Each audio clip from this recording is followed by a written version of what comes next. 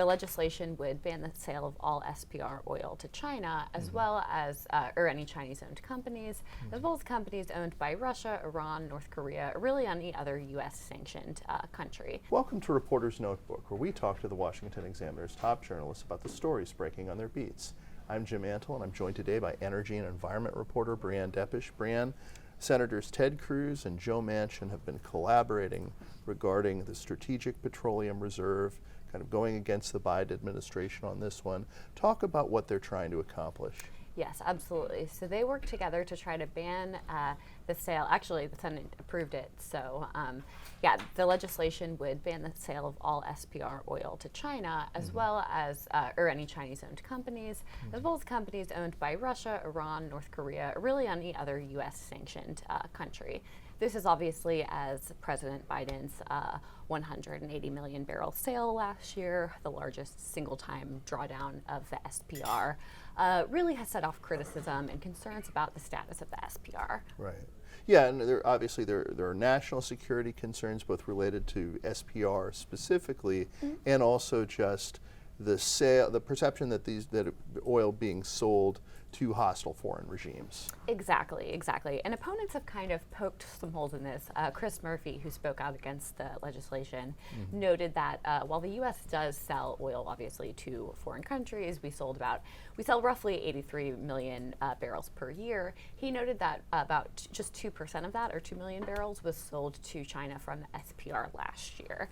And as DOE pointed out at that time, under current legislation or current policy, they are required to sell any oil from the SPR to the highest bidder, so their hands are kind of tied.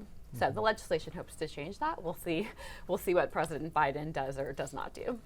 Right. I mean, because presumably attaching it to must-pass legislation will get it some consideration, but obviously there are a lot of moving parts on that debate right now. Exactly. Now, these two senators have collaborated on another hot issue that you've covered.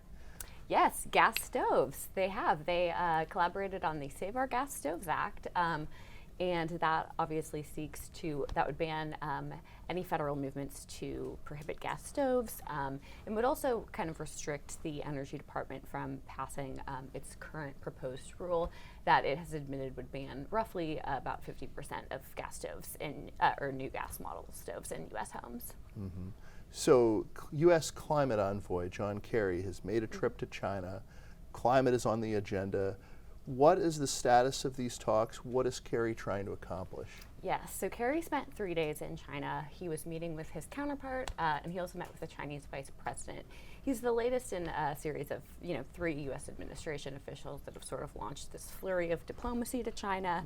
They are really hoping to collaborate with China, some more sort of efforts there for collaboration on climate policy alone. We've heard from Kerry especially to try to kind of separate climate from other political issues, other areas where the U.S. and China might be sharply at odds, saying this is an area of global importance. This is something that we need to set aside and, work on exclusively together, regardless of our other tensions. And China has sort of rebuffed that. We saw after Kerry's trip, we saw President Xi speak out and say that actually, this is something that we would like to do on our own, regardless of, other diplomacy influence, and something that really they can't be influenced by another country. So we'll see what happens. I think they're expected to talk at least once more before the COP28 summit, which begins late November in Dubai.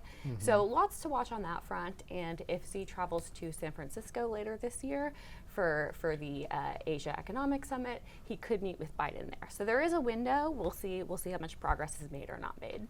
But as you've mentioned, the Chinese position is that climate shouldn't necessarily be considered apart from these other issues that are disputes with the United States. Exactly. They don't see it as a standalone issue. They say, it's sort of hard to take it on its face and separate it from all these other tensions, that have really been existing, including Pelosi's trip to Taiwan last year, which really suspended all negotiations or all talk with China for essentially a year. So. So we'll have to see if he can carry these things forward. Exactly. Thank you, Breanne. Thank you, Jim. You can read Breanne and subscribe to our Daily on Energy newsletter at washingtonexaminer.com.